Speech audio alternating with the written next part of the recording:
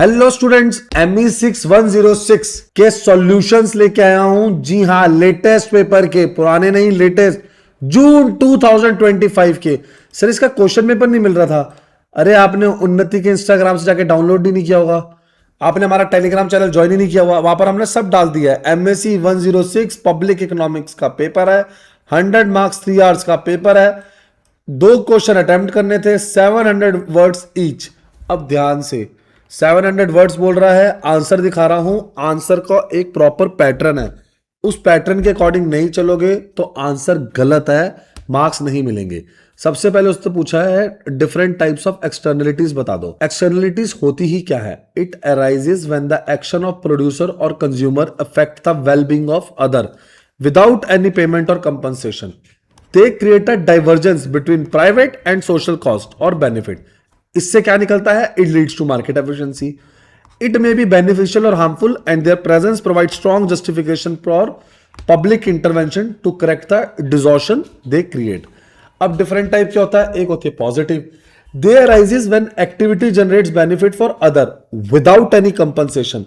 Social benefit exceeds private belief. Example include education, vaccination and research. Negative क्या होता है? They occur when an activity imposed unaccounted for cost on others. Social cost exceeds private cost. Typical cases include pollution, noise, congestion, environmental damage. इसके अंदर बच्चे market tend to over produce goods that generate negative externalities. फिर आते हैं production externalities क्या होती हैं? It effects the arise in the production process. Negative production externality include industrial effluents, emissions, resource degradation. और पॉजिटिव क्या देती है? It appears when firm innovation increases productivity for others. कितना इजी वे में बताया है फिर से, ताकि पूरे मार्क्स आए। Consumption, it is created during consumption activities. Negative consumption include smoking in public place. Private consumption rises when aesthetically pleasing structures और garden increases neighbourhood welfare. Technology में क्या होता है? They affect production और utility without being transmitted through price system. Local क्या होता है? It affects a small geographical area while global have widespread or international effects. Their scope influences the scale and design of policy invention. Pecuniary क्या होता है? These occur through changes in market prices rather than direct technological effect. They do not lead to inefficiency because the effect arises from competent behavior. While they redistribute income, they do not create divergence between private and social cost. अब आते हैं consequence क्या होते हैं? Divergence between private and social cost. Negative cost MPC, marginal private cost, to be lower than the marginal social cost.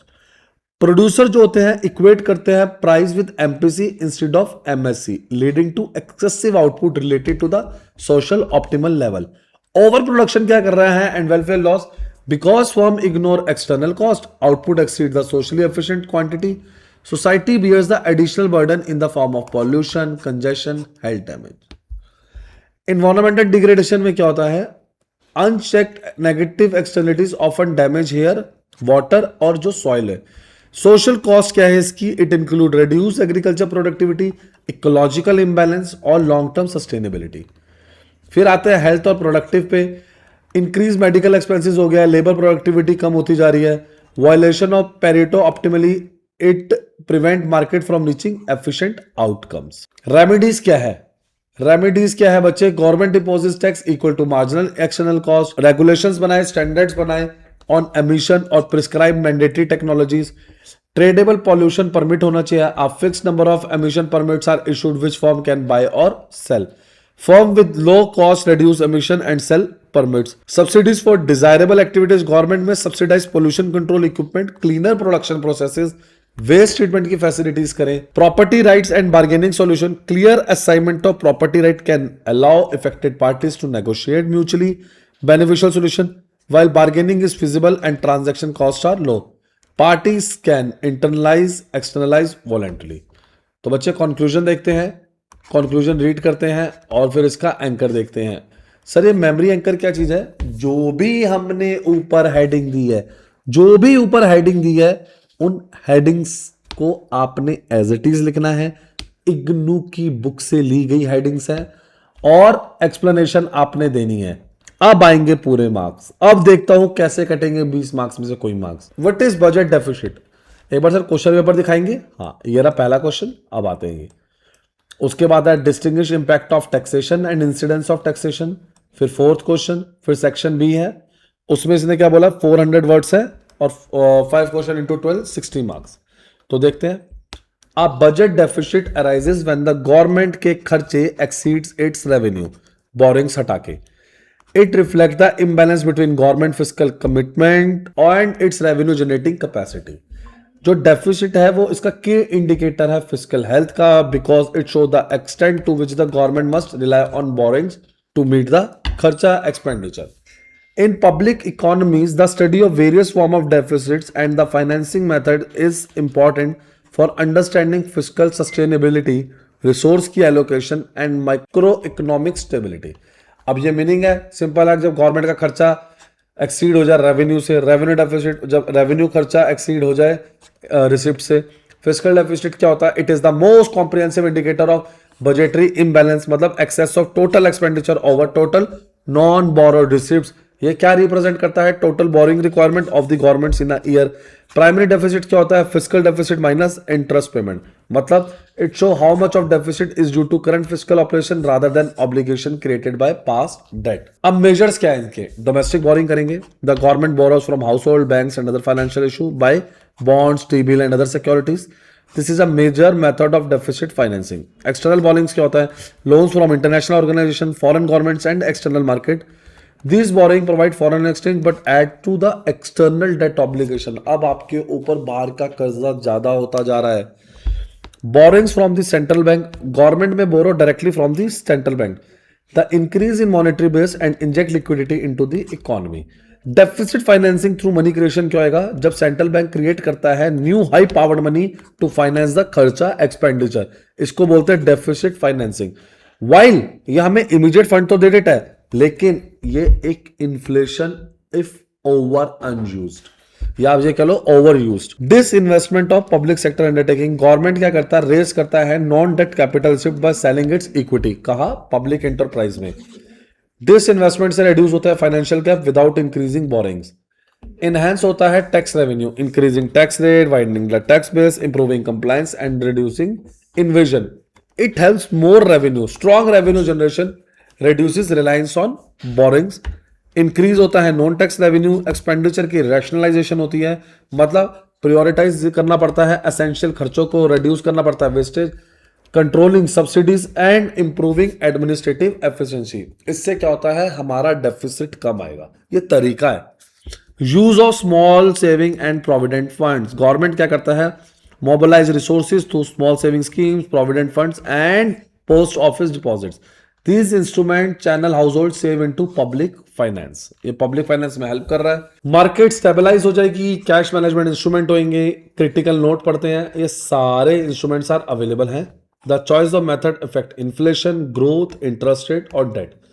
ज्यादा अगर आप इनके ऊपर रिलायंस करते हो ऑन बोरिंग्स में lead to high interest burden, whereas excessive monetisation में create inflation का प्रेशर। क्लियर है बच्चों? आया समझ? कंक्लूजन लिखते हैं। मेमोरी एंकर्स आपके सामने है। डेफिसिट फंड, इससे अच्छी चीज क्या हो सकती है?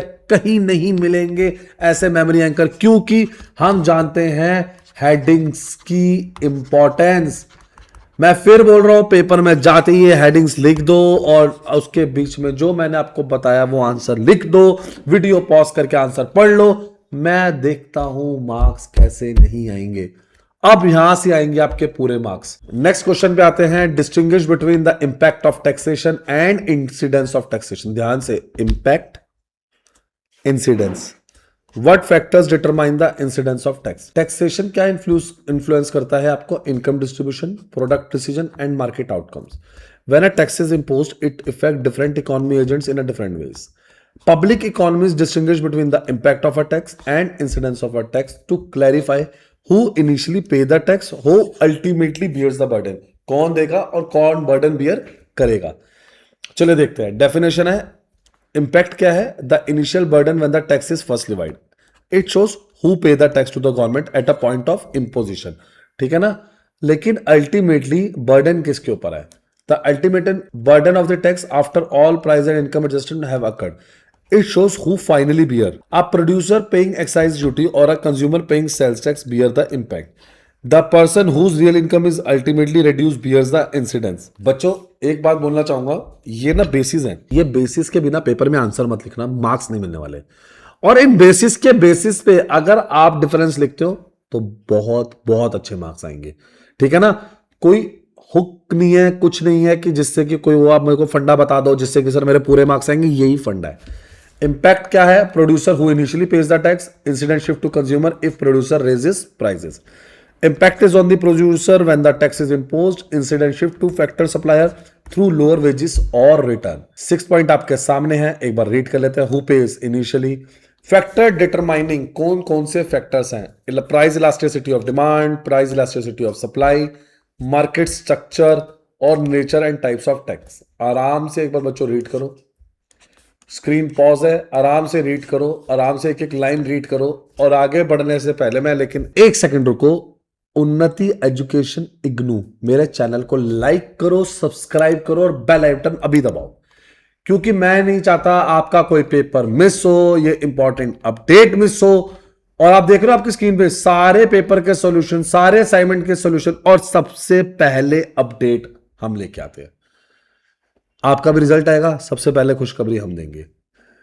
क्या सर अगर पढ़ा ना हो तो बच्चे तभी तो पढ़ा रहा हूं। कमेंट क्या कर रहे हो? नहीं पढ़ा हो तो बेटा पढ़ो ना, आप पढ़ोगे अच्छे से, मुझे पता है। 5 साल के पेपर बोल रहा हूं, करके चले जाओ। ये मेरी साइट है unnatieducation.com इग्नू, इस पे जाओ, इग्नू एडमिशन पे। अगर आपको नेक्स्ट सेमेस्टर के सब्जेक्ट्स देखने हैं या आपको कोई एडमिशन लेना है, सॉल्व्ड असाइनमेंट में चले जाओ, प्रीवियस ईयर पेपर पे चले जाओ, गेस्ट पेपर पे चले जाओ और हमारे नोट्स पे चले जाओ। सब अवेलेबल है, सॉल्यूशन अंडर वन रूफ। बस आपको जाना पड़ेगा, ठीक है ना। आप जाएंगे, नीचे जाते जाएंगे, आपको सारे सॉल्व्ड असाइनमेंट, गेस्ट पेपर सब मिल जाएगा। चलिए back to the topic.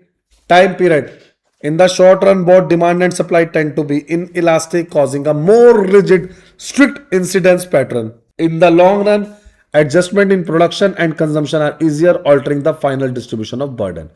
Availability of substitutes. If substitute exists, consumer can switch to alternative, making demand elastic and forcing producer to bear the tax. Mobility of factors आ गया, degree of competition आ गया कि market में क्या चल रहा है, खुद का कंपटीशन क्या है। फिर से क्रिटिकल नोट पढ़ेंगे, कंक्लूजन पढ़ेंगे और एट लास्ट हमारे उन्नति की यूएसपी हम मेमोरी एंकर्स देते हैं ताकि आप लोगों को याद रहे कि हेडिंग्स क्या लिखनी है।